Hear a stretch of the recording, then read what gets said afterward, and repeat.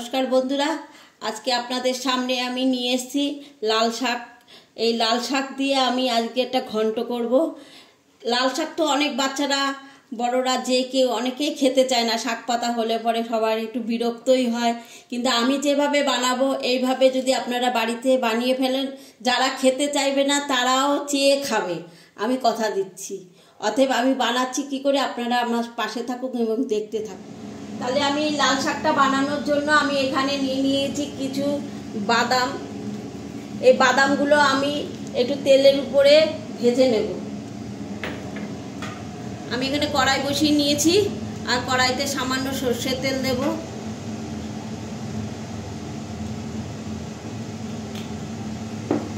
এবারে আমি এই তেলটা গরম হলে এর মধ্যে আমি এই বাদামগুলো ভেজে নেব, হালকা করে ভেজে নেব। আমার তেলটা গরম হয়ে গেছে, আমি এবার এই বাদামগুলো দিয়ে দেবো এর মধ্যে। হালকা করে ভেজে নেবো, খুব কড়া ভাজবো না, খুব হালকা করে ভেজে নেবো।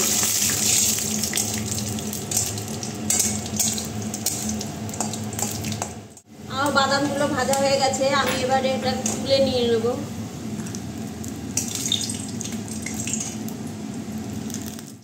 এই কড়াই এই তেলের মধ্যেই আমি আর একটু সামান্য পরিমাণে তেল দিয়ে দেবো। আমি এই রান্নাটা সর্ষের তেল দিয়েই করছি। শাকের রান্না সবসময় একটু সর্ষের তেল দিয়ে করলে টেস্ট হয়। এবারে আমি এর মধ্যে ফোড়নের জন্য নিয়ে নেব দুটো তেজপাতা।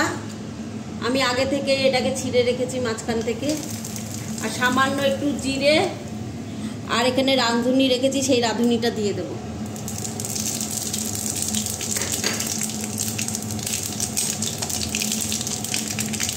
আর আমি এখানে রসুন ছুলে একটুখানি থেতো করে নিয়েছি, সামান্য থেতো করে নিয়েছি, আমি এটাও এর ভিতরে দিয়ে দেবো।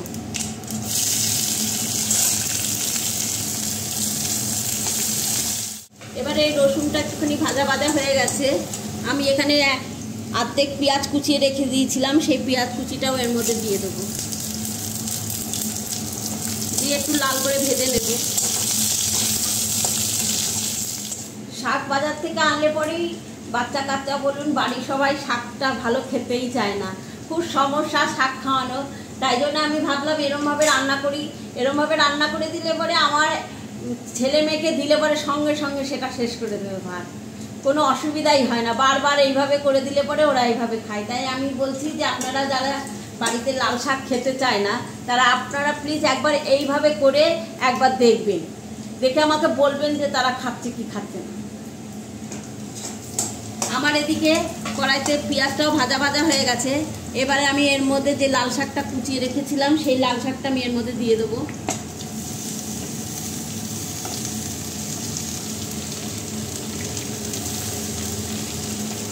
আমি এই শাকের মধ্যে দিয়ে দেব লবণ। লবণটা আপনারা আপনাদের স্বাদ অনুযায়ী দেবেন। আর সামান্য পরিমাণে দিয়ে দেব হলুদ গুঁড়ো। আর আমি কাঁচা লঙ্কা এখানে চিড়ে রেখেছি, এই কাঁচা লঙ্কাগুলো দিয়ে দেবো। আপনারা যে যেরকম ঝাল খান সেইভাবে দেবেন, ঝালের পরিমাণ আপনারা বুঝেই দেবেন আপনারা কীরকম ঝাল খান। এবারে আমি এটা ভালো করে নাড়িয়ে নেব।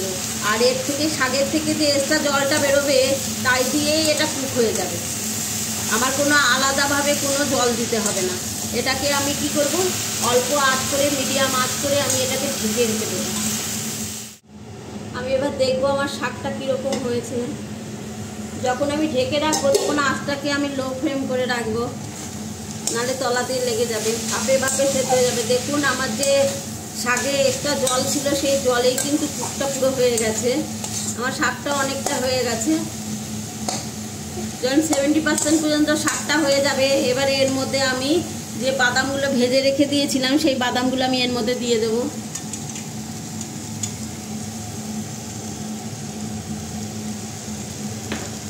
আর সামান্য একটু পোস্ত আছে, অর্ধেকটা এখন দেবো, অর্ধেকটা পরে আমি দেব। এটা পারলে আপনারা একটুখানি ক্রাশ করে নেবেন, তাহলে ভালো লাগবে আরও। দিয়ে এটা আমি একটু নাড়িয়ে চাড়িয়ে নেব। আমার শাকটা সম্পূর্ণ হয়ে গেছে। এবার আমি এর উপর থেকে আমি একটু সর্ষের তেল ছড়িয়ে দেবো, কাঁচা সর্ষের তেল।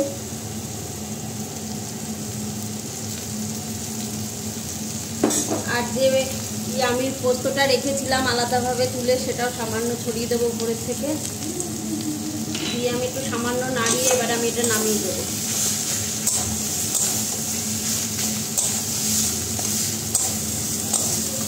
আমার শাকটা সম্পূর্ণ হয়ে গেছে বন্ধুরা। এবার আমি গ্যাসটা অফ করে দিচ্ছি। দেখছেন তো কত সহজেই এটা তৈরি হয়ে গেল। আপনারা বাড়িতে একবার করে দেখবেন এরকম সহজ পদ্ধতি। দেখছেন তো কত তাড়াতাড়ি তৈরি হয়ে গেল। খুব অল্প উপকরণ দিয়েই আমার এই শাকটা তৈরি হয়ে যাবে এবং খুব ভালোবেসেই সবাই খাবে। হ্যাঁ, আপনারা বাড়িতে একবার হলো জিনিসটা করে দেখবেন। দেখুন বন্ধুরা কি সুন্দর আমার এটা তাড়াতাড়ি তৈরি হয়ে গেছে।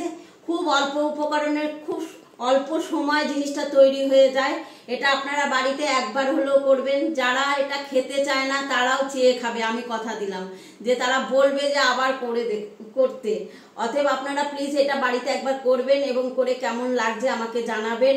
এবং আমার ভিডিওটা যদি আপনাদের ভালো লেগে থাকে তাহলে লাইক, শেয়ার ও সাবস্ক্রাইব করে দেবেন। তাহলে বন্ধুরা আপনারা ভালো থাকুন, সুস্থ থাকুন। আবার আসবো কোনো নতুন ভিডিও নিয়ে আপনাদের কাছে।